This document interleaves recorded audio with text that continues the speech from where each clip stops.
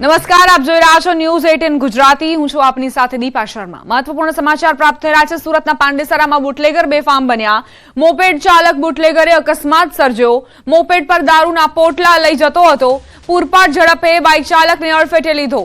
સમગ્ર ઘટનાના સીસીટીવી સામે આવ્યા છે. લોકોએ બુટલેગરને ઝડપી પાડી પોલીસને જાણ કરી.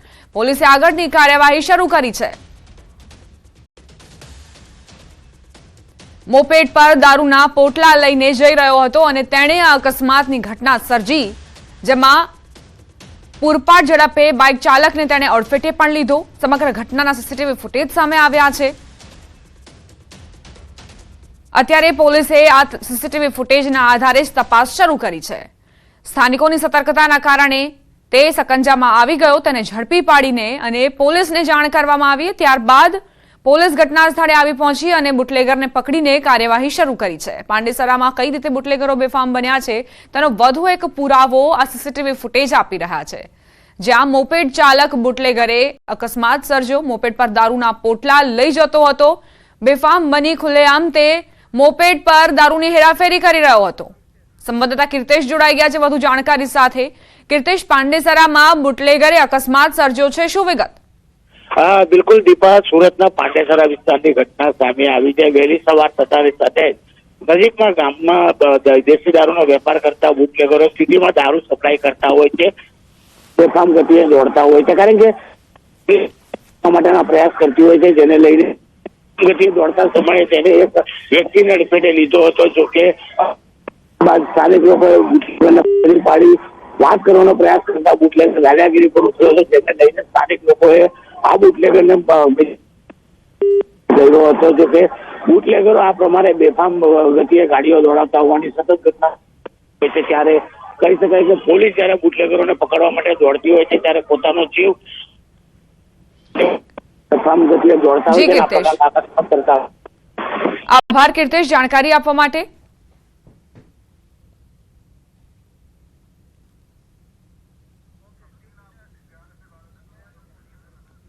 સમાચાર સુરેન્દ્રનગરથી. સ્કૂલ પ્રવાસની બસને અકસ્માત નડ્યો. 9 વિદ્યાર્થીઓ, 2 શિક્ષકો ઘાયલ થયા. લીંબડી અમદાવાદ હાઈવેના ચોરણિયા ગામ પાસેનો બનાવ. સ્કૂલ બસ અને ડમ્પર વચ્ચે અકસ્માત થયો હતો. ઘાયલોને સારવાર માટે હોસ્પિટલ ખસેડાયા. મહીસાગરના લીંબડી ગામની પ્રાથમિક શાળાનો પ્રવાસ હતો. વિદ્યાર્થીઓને દ્વારકા પ્રવાસે લઈ જવાઈ રહ્યા હતા. પોલીસે સ્થળ પર પહોંચી તપાસ શરૂ કરી છે. મહીસાગરના લીંબડી તાલુકાની પ્રાથમિક શાળા, જેના વિદ્યાર્થીઓ પ્રવાસે ગયા હતા અને તેમને આ અકસ્માત નડ્યો છે. સમાચારોમાં હવે આગળ વધીએ. દાહોદથી સમાચાર. દેવગઢ બારિયામાં દીપડાનો આતંક જોવા મળ્યો છે. મહિલા પર દીપડાએ જીવલેણ હુમલો કર્યો. રૂપારેલ ગામે વાડી વિસ્તારની ઘટના. મહિલાએ બૂમાબૂમ કરતા લોકો ખેતરમાં દોડી આવ્યા હતા. દીપડાના હુમલાથી મહિલાને મોઢાના ભાગે ગંભીર ઈજા પહોંચી છે. ઘટનાને પગલે વન વિભાગ સતર્ક બન્યું છે.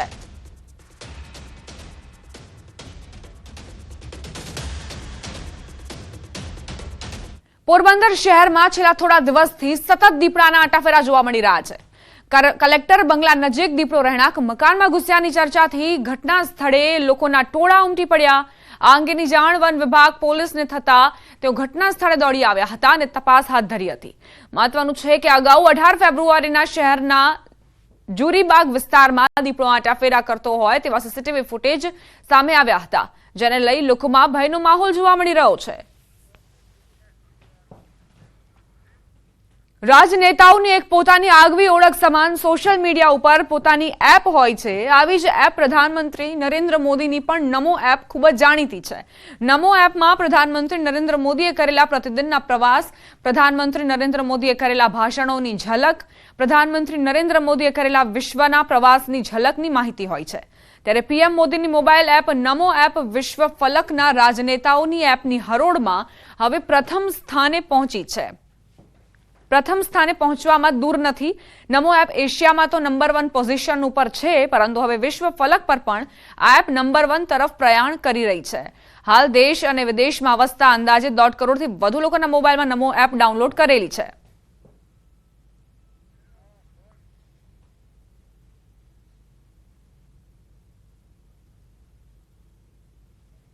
જે પોલિટિશિયન છે, ઘણા બધા નેતાઓ જે છે તે લોકો સાથે કનેક્ટ કરવા માટે ઇઝીલી કોઈ ના કોઈ રીતે જોડાતા હોય છે.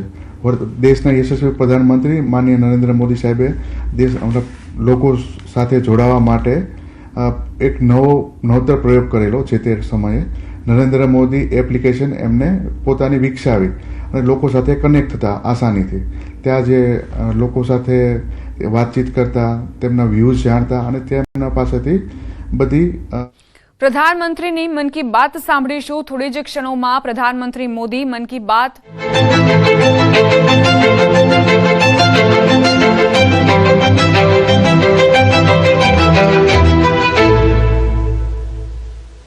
मेरे प्यारे देशवासियों, नमस्कार। मन की बात में आप सबका स्वागत है। इन दिनों चैंपियंस ट्रॉफी चल रही है और हर तरफ क्रिकेट का माहौल है।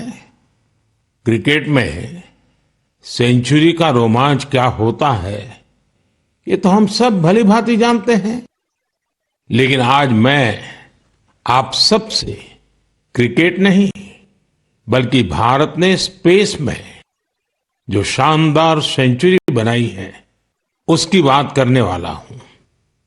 पिछले महीने देश इसरो के 100वें रॉकेट की लॉन्चिंग के साक्षी बने हैं। ये केवल एक नंबर नहीं है बल्कि इससे स्पेस साइंस में नित नई ऊंचाइयों को छूने के हमारे संकल्प का भी पता चलता है। हमारी स्पेस जर्नी की शुरुआत बहुत ही सामान्य तरीके से हुई थी। इसमें कदम कदम पर चुनौतियां थी, लेकिन हमारे वैज्ञानिक विजय प्राप्त करते हुए आगे बढ़ते ही गए। समय के साथ अंतरिक्ष की इस उड़ान में हमारी सफलताओं की लिस्ट काफी लंबी होती चली गई। लॉन्च व्हीकल का निर्माण हो, चंद्रयान की सफलता हो, मंगलयान हो, आदित्य L1 या फिर एक ही रॉकेट से एक ही बार में 104 सैटेलाइट्स को स्पेस में भेजने का अभूतपूर्व मिशन हो। इसरो की सफलताओं का दायरा काफी बड़ा रहा है। बीते 10 वर्षों में ही करीब 460 सैटेलाइट्स लॉन्च की गई हैं और इसमें दूसरे देशों की भी बहुत सारी सैटेलाइट्स शामिल है।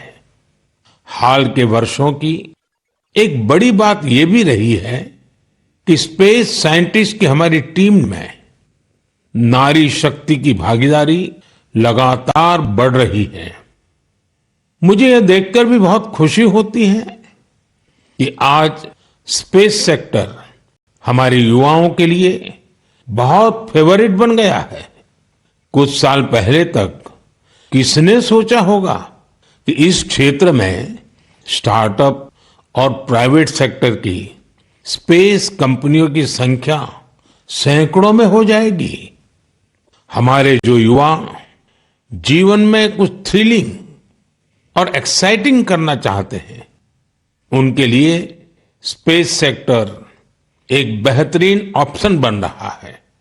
साथियों, आने वाले कुछ ही दिनों में हम नेशनल साइंस डे मनाने जा रहे हैं। हमारे बच्चों का, युवाओं का साइंस में इंटरेस्ट और पैशन होना बहुत मायने रखता है। इसे लेकर मेरे पास एक आइडिया है जिसे आप one day as a scientist कह सकते हैं। यानी आप अपना एक दिन एक साइंटिस्ट के रूप में, एक वैज्ञानिक के रूप में बिताकर देखें। आप अपनी सुविधा के अनुसार, अपनी मर्जी के अनुसार कोई भी दिन चुन सकते हैं। उस दिन आप किसी रिसर्च लैब, प्लेनेटोरियम या फिर स्पेस सेंटर जैसी जगहों पर जरूर जाएं। इससे साइंस को लेकर आपकी जिज्ञासा और बढ़ेगी। स्पेस और साइंस की तरह एक और क्षेत्र है जिसमें भारत तेजी से अपनी मजबूत पहचान बना रहा है।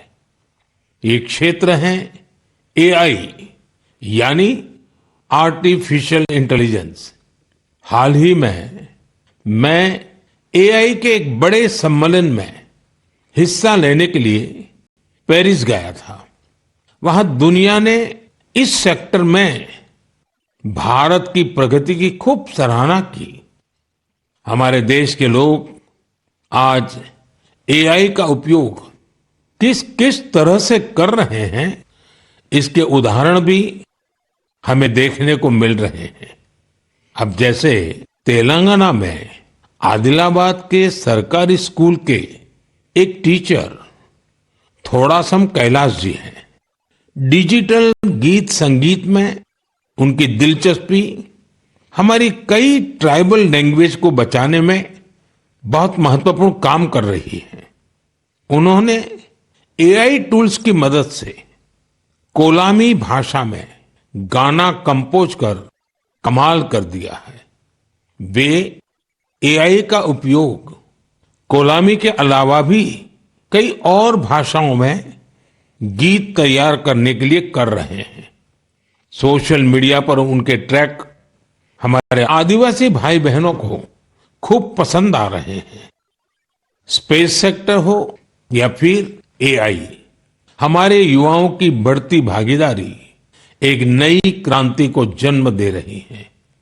नई नई टेक्नोलॉजी को अपनाने और आजमाने में भारत के लोग किसी से पीछे नहीं है।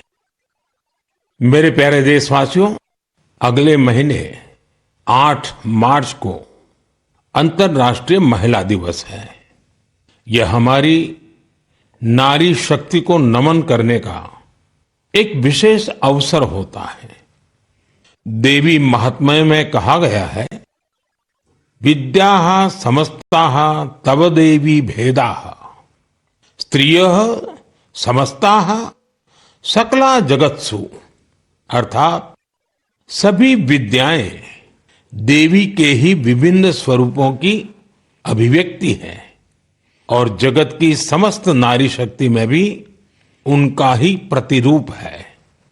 हमारी संस्कृति में बेटियों का सम्मान सर्वोपरि रहा है। देश की मातृशक्ति ने हमारे स्वतंत्रता संग्राम और संविधान के निर्माण में भी बड़ी भूमिका निभाई है।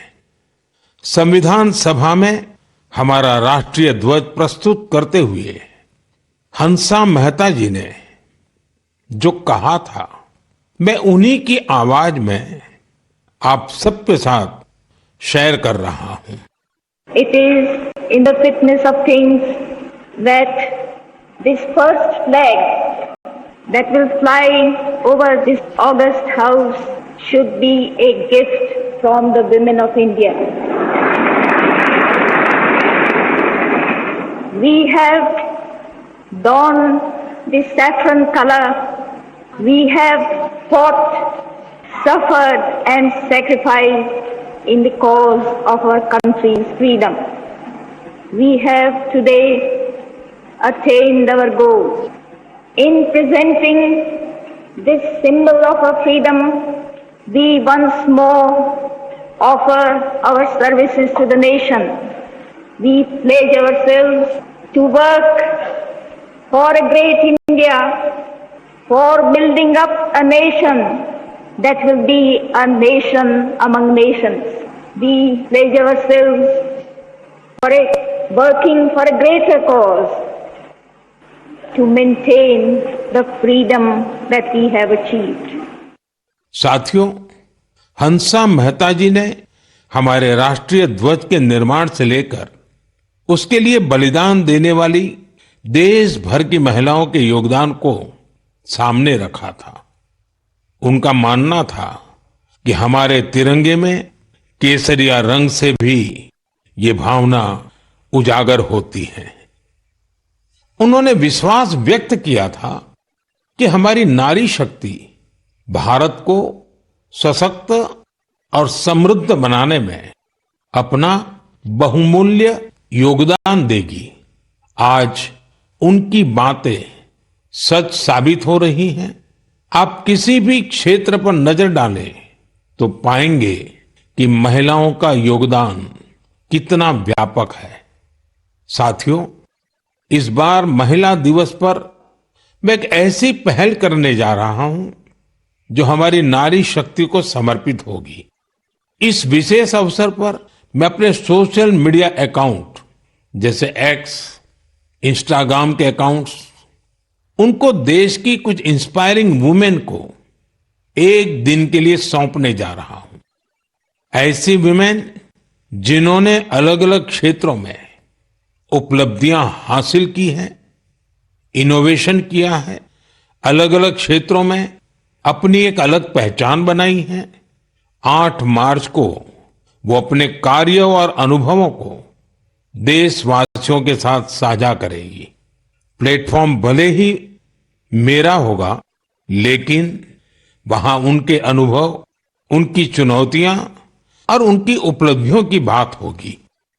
यदि आप चाहती हैं कि ये अवसर आपको मिले तो नमो ऐप पर बनाए गए विशेष फोरम के माध्यम से इस प्रयोग का हिस्सा बने और मेरे एक्स और इंस्टाग्राम अकाउंट से पूरी दुनिया तक अपनी बात पहुंचाए। तो आइए इस बार महिला दिवस पर हम सब मिलकर अदम्य नारी शक्ति को सेलिब्रेट करें, सम्मान करें, नमन करें। मेरे प्यारे देशवासियों, आप में से बहुत सारे लोग ऐसे होंगे जिन्होंने उत्तराखंड में हुए राष्ट्रीय खेलों के रोमांच का आनंद उठाया होगा। देश भर के 11,000 से अधिक एथलीट्स ने इसमें शानदार प्रदर्शन किया। इस आयोजन ने देवभूमि के नए स्वरूप को पेश किया। उत्तराखंड अब देश में स्ट्रांग स्पोर्टिंग फोर्स के रूप में भी उभर रहा है। उत्तराखंड के खिलाड़ियों ने भी शानदार प्रदर्शन किया। इस बार उत्तराखंड 7वें स्थान पर रहा।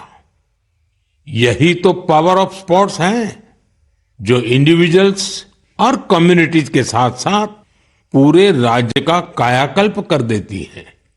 इससे जहां भावी पीढ़ियां प्रेरित होती हैं, वहीं कल्चर ऑफ एक्सेलेंस को भी बढ़ावा मिलता है। साथियों, आज देश भर में इन खेलों के कुछ यादगार प्रदर्शनों की खूब चर्चा है। इन खेलों में सबसे ज्यादा गोल्ड मेडल जीतने वाली सर्विसेज की टीम को मेरी बहुत बहुत बधाई।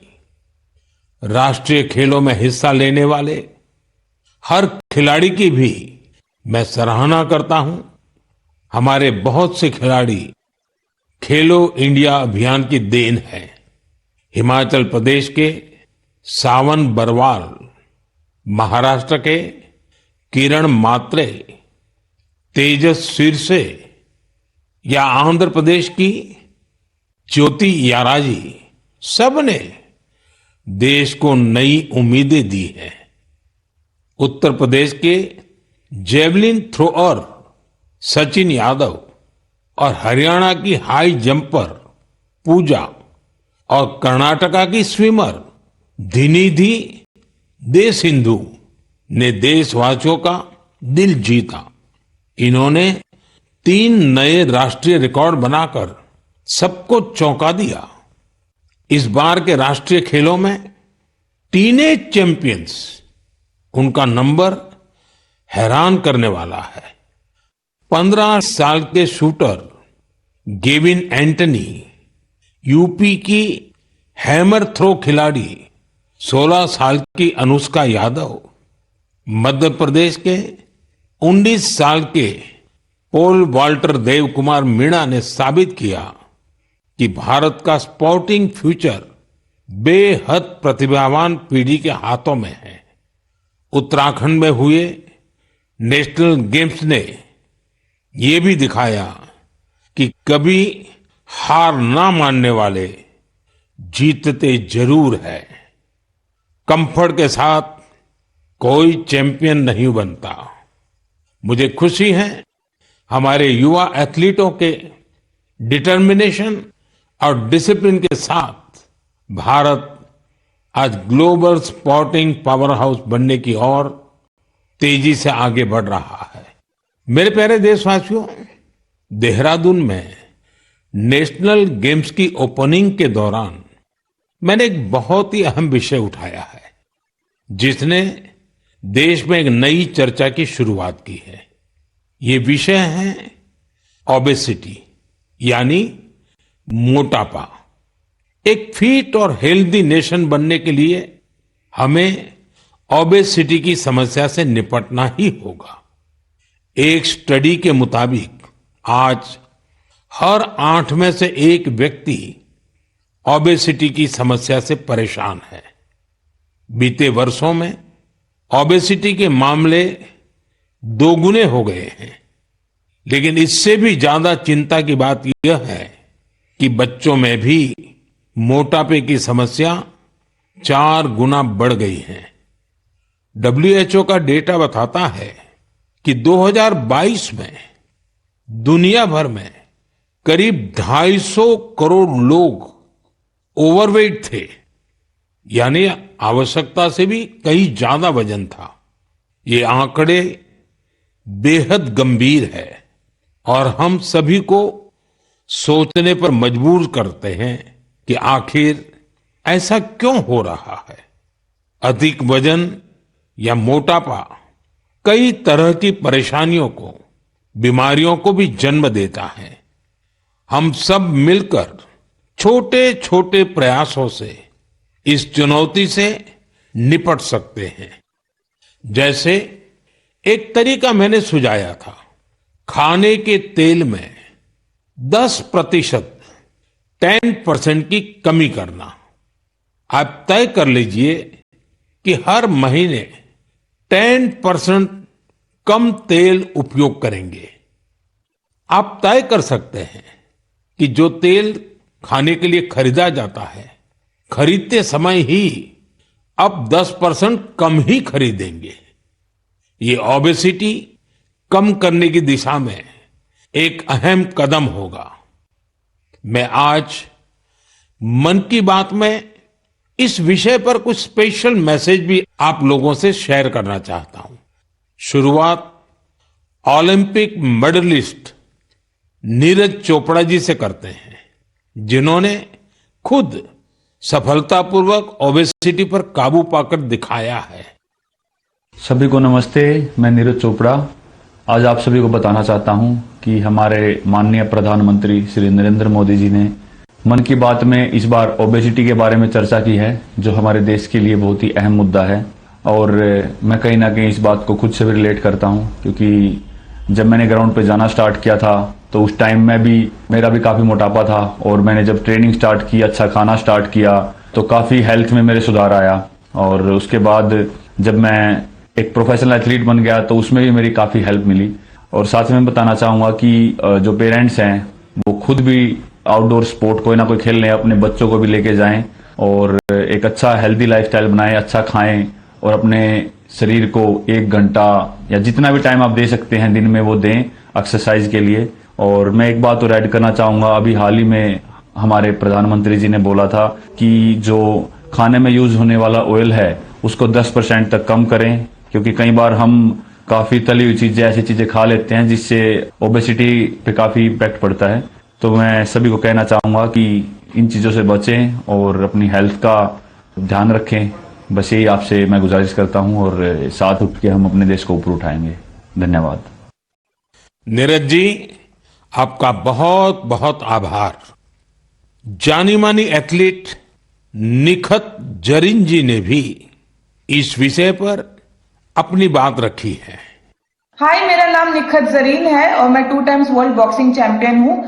जैसे कि हमारे प्रधानमंत्री नरेंद्र मोदी जी ने मन की बात में ओबेसिटी को लेकर जिक्र किया है, and I think it's a national concern. हमें अपनी हेल्थ को लेकर सीरियस होना चाहिए, बिकॉज मोटापा जितनी जल्दी से फैल रहा है हमारे इंडिया में, उसको हमें रोकना चाहिए और कोशिश यही करनी चाहिए कि हम जितना हो सके हेल्दी लाइफस्टाइल फॉलो करें। मैं खुद एक एथलीट होके कोशिश करती हूँ कि मैं हेल्दी डाइट फॉलो करूँ, बिकॉज अगर मैंने गलती से भी अनहेल्दी डाइट ले लिया है या मैंने ऑयली चीजें खा ली तो जिसकी वजह से मेरे परफॉर्मेंस पे इम्पैक्ट पड़ता है और मैं रिंग में जल्दी थक जाती हूँ।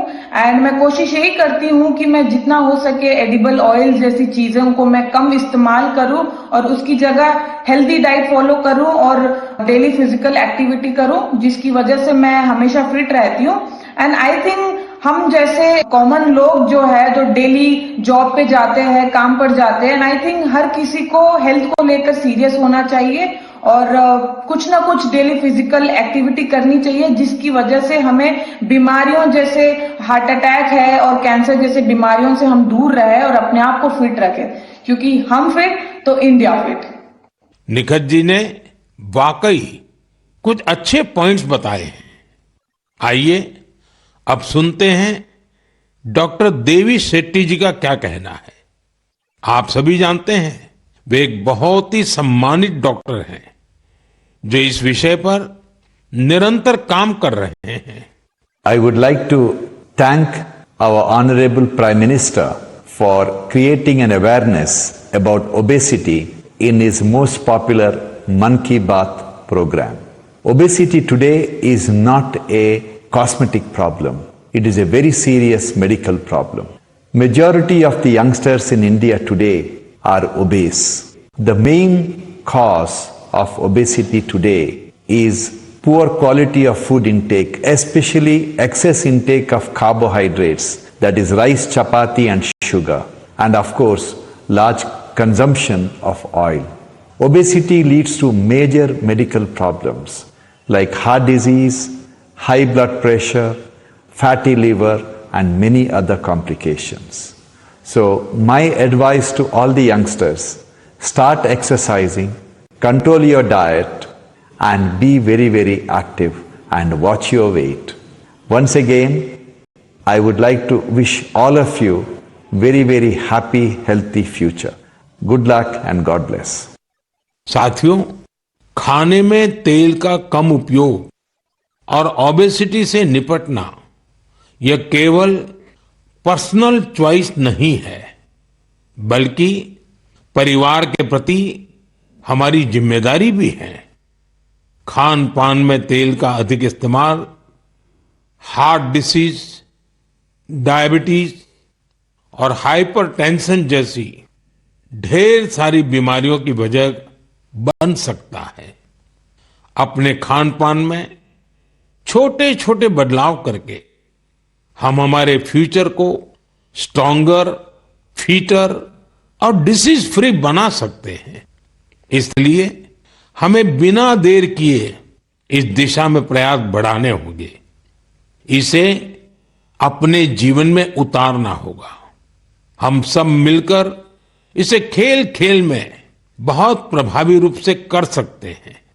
जैसे मैं आज मन की बात के इस एपिसोड के बाद 10 लोगों को आग्रह करूंगा, चैलेंज करूंगा कि क्या वो अपने खाने में ऑयल को 10% कम कर सकते हैं, और साथ ही उनसे ये आग्रह भी करूंगा कि वो आगे नए 10 लोगों को ऐसा ही चैलेंज दे। मुझे विश्वास है इससे ओबेसिटी से लड़ने में बहुत मदद मिलेगी। साथियों, क्या आप जानते हैं कि Asiatic lion, Angul, pygmy hogs और लायन टेल मैकाक, इसमें क्या समानता है? इसका जवाब है कि ये सब दुनिया में कहीं और नहीं पाए जाते हैं, केवल हमारे देश में ही पाए जाते हैं। वाकई हमारे यहाँ वनस्पति और जीव जंतुओं का एक बहुत ही वाइब्रेंट इकोसिस्टम है, और ये वन्य जीव हमारे इतिहास और संस्कृति में रचे बसे हुए हैं। कई जीव जंतु हमारे देवी देवताओं की सवारी के तौर पर भी देखे जाते हैं। मध्य भारत में कई जनजातियां बागेश्वर की पूजा करती हैं। महाराष्ट्र में वाघोबा के पूजन की परंपरा रही है। भगवान अयप्पा का भी बाघ से बहुत गहरा नाता है। सुंदरवन में बोन बीबी की पूजा अर्चना होती है, जिनकी सवारी बाघ है। हमारे यहाँ कर्नाटका के हुली वेशा, तमिलनाडु के पुली और केरला के पुलिकली जैसे कई कल्चरल डांसेस हैं जो नेचर और वाइल्ड लाइफ के साथ जुड़े हुए हैं। मैं अपने आदिवासी भाई बहनों का भी बहुत आभार करूंगा, क्योंकि वो वाइल्ड लाइफ प्रोटेक्शन से जुड़े कार्यों में बढ़ चढ़कर भागीदारी करते हैं। कर्नाटका के बीआरटी टाइगर रिजर्व में बाघों की आबादी में लगातार वृद्धि हुई है। इसका बहुत क्रेडिट सोलिगा ट्राइब्स को जाता है, जो बाघ की पूजा करते हैं। इनके कारण इस क्षेत्र में मैन एनिमल कॉन्फ्लिक्ट ना के बराबर होता है। गुजरात में भी लोगों ने गीर में एशियाटिक लायंस की सुरक्षा और संरक्षण में महत्वपूर्ण योगदान दिया है। उन्होंने दुनिया को दिखा दिया है कि प्रकृति के साथ कोएग्जिस्टेंस आखिर क्या होता है। साथियों, इन प्रयासों के कारण ही पिछले कई वर्षों में बाघ, तेंदुए, एशियाटिक लायंस, राइनो और बारहसिंगा की आबादी तेजी से बढ़ी है। और भारत में वन्य जीवों की डायवर्सिटी कितनी खूबसूरत है, ये भी गौर करने लायक है। एशियाटिक लायंस देश के पश्चिमी हिस्से में पाए जाते हैं, जबकि टाइगर का क्षेत्र है पूर्वी, मध्य और दक्षिण भारत। वहीं राइनो पूर्वोत्तर में मिलते हैं। भारत का हर हिस्सा न केवल प्रकृति के लिए संवेदनशील है, बल्कि वाइल्ड लाइफ प्रोटेक्शन के लिए भी प्रतिबद्ध है। मुझे अनुराधा राव जी के बारे में बताया गया है, जिनकी कई पीढ़ियों का नाता अंडमान निकोबार आइलैंड से रहा है। अनुराधा जी ने कम उम्र में ही एनिमल वेलफेयर के लिए खुद को समर्पित कर दिया था। 3 दशकों से उन्होंने हिरण और मोर की रक्षा को अपना मिशन बनाया। यहाँ के लोग तो उन्हें डियर वुमेन के नाम से बुलाते हैं। अगले महीने की शुरुआत में हम वर्ल्ड वाइल्ड लाइफ डे मनाएंगे। मेरा आग्रह है कि आप वाइल्ड लाइफ प्रोटेक्शन से जुड़े लोगों का हौसला जरूर बढ़ाएं। यह मेरे लिए बहुत संतोष की बात है। इस क्षेत्र में अब कई स्टार्टअप भी उभर कर सामने आए हैं। साथियों, यह बोर्ड एग्जाम का सीजन है। मैं अपने युवा साथियों यानी एग्जाम वॉरियर्स को उनकी परीक्षाओं के लिए बहुत बहुत शुभकामनाएं देता हूं। आप बिना कोई स्ट्रेस लिए पूरी पॉजिटिव स्पिरिट के साथ अपने पेपर दीजिए। हर वर्ष परीक्षा पे चर्चा में हम अपने एग्जाम वॉरियर से परीक्षाओं से जुड़े अलग अलग विषयों पर बात करते हैं। मुझे खुशी है कि अब ये कार्यक्रम एक संस्थागत रूप लेता जा रहा है, इंस्टीट्यूशनलाइज हो रहा है। इसमें नए नए एक्सपर्ट्स भी जुड़ते चले जा रहे हैं। इस साल हमने एक नए फॉर्मेट में परीक्षा पे चर्चा करने का प्रयास किया। एक्सपर्ट्स के साथ 8 अलग अलग एपिसोड भी शामिल किए गए। हमने ओवरऑल एग्जाम से लेकर हेल्थ केयर और मेंटल हेल्थ के साथ खान पान जैसे विषयों को भी कवर किया। वहीं पिछले टॉपर्स ने भी अपने विचार और अनुभव सभी के साथ शेयर किए। बहुत से युवाओं, उनके पेरेंट्स और टीचर्स ने इस बारे में मुझे पत्र लिखे हैं उन्होंने बताया है कि ये फॉर्मेट उन्हें बहुत ही अच्छा लगा है, क्योंकि इसमें हर विषय पर विस्तार से चर्चा की गई। इंस्टाग्राम पर भी हमारे युवा साथियों ने इन एपिसोड को बड़ी संख्या में देखा है। आप में से बहुत सारे लोगों को इस कार्यक्रम का आयोजन दिल्ली की सुंदर नर्सरी में किया जाना यह भी बहुत पसंद आया। हमारे जो युवा साथी परीक्षा पे चर्चा के इन एपिसोड को अब तक नहीं देख पाए हैं, वे इन्हें जरूर देखें। ये सारे एपिसोड नमो ऐप पर रखे हुए हैं।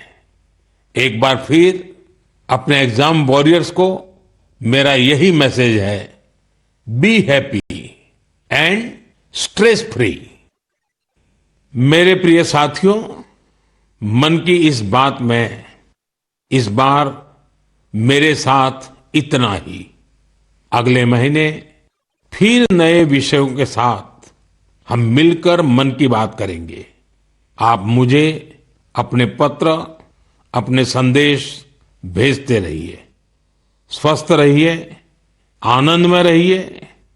बहुत बहुत धन्यवाद।